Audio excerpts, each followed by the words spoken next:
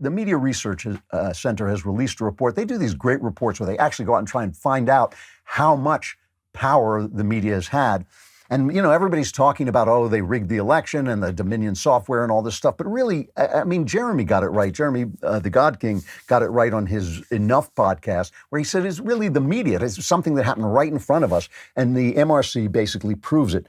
They said to measure the true effect of the media's censorship on the election, the Media Research Center asked the polling company to survey 1,750 Biden voters in 7 swing states, 6 of which were called for Biden. We tested these voters' knowledge of 8 news stories, all important topics that our ongoing analysis had shown the liberal news media had failed to cover properly. The lack of information proved crucial. 1 of every 6 Biden voters we surveyed, 17%, said they would have abandoned the Democratic candidate had they known the facts about 1 or more of these news stories. A shift of this magnitude would have changed the outcome in all 6 of the swing states won by Biden, and Donald Trump would have comfortably won a second term as president. They buried Biden's bad news. The media's censorship of Biden's scandals had the strongest impact on this year's election. According to our survey, more than 1/3 of Biden voters were unaware of the serious allegations brought against the Democratic nominee by Tara Reade. She's the one who said he basically sexually assaulted her. You wonder why I kept harping on that Tara Reade story. It was because it was such an obvious case of censorship, such an obvious double standard after the way they covered the charges against Brett Kavanaugh by a woman who couldn't prove that she had ever met him. And here was a woman who worked for Joe Biden, who had told friends what he'd done at the time. It was a completely far more reliable story. Dumped. I think the New York Times took 19 days before they covered it and buried it on the inside of the Easter Sunday edition. Had a big effect. Even more Biden voters said they were unaware of the financial scandal enveloping Biden and his son Hunter. That was just absolutely censored by Twitter, Facebook. It was ignored by the liberal media. And the ticket's left-wing ideology was another issue barely mentioned because they don't know it's a left-wing ideology. They hid Trump's successes. The liberal media also prevented many Biden voters from learning about record-breaking positive economic news in the months leading up to the election. Yesterday, the Dow hit 30,000 for the first time.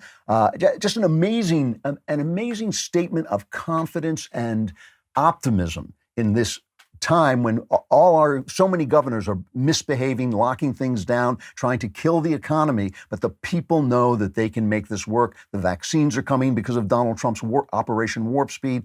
Good things are happening. They hid this stuff from the voters. A third of Biden's voters said they did not know about Operation Warp Speed and what the administration had done.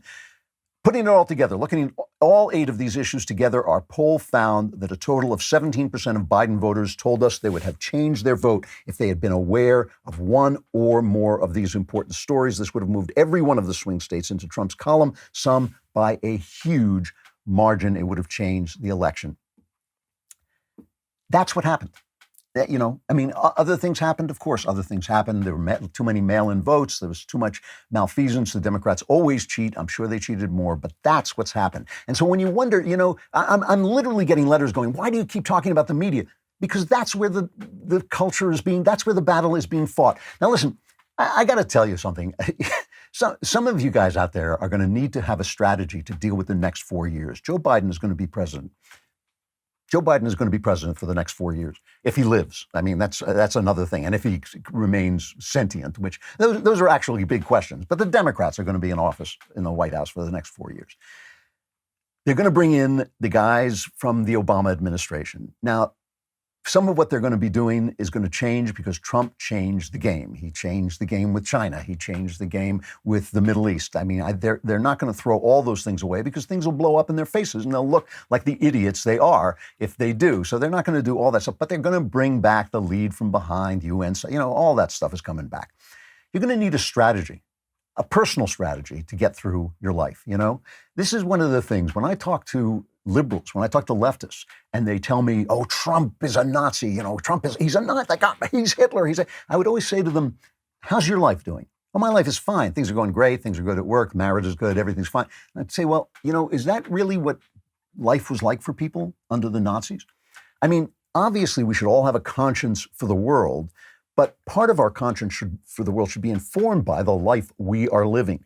And we have an obligation to live that life. We have an obligation to the God who created us to live that life with joy and to live into the person that God made us to be. You know, one of the things that Martin Luther King Jr. said that I've always thought was absolutely ridiculous, and they're always quoted, they always quote this: injustice anywhere is a threat to justice everywhere. I thought that's absurd, because there's always injustice somewhere. There's always injustice somewhere. And yes, you should have a conscience for the world, but are you going to walk around miserable because somewhere there's injustice when, in fact, you could be doing something really important, like raising your kids, like making a beautiful home, like, doing a good job at work, all the things that we have to do. You are going to need a strategy to deal with the fact that this is going to be frustrating.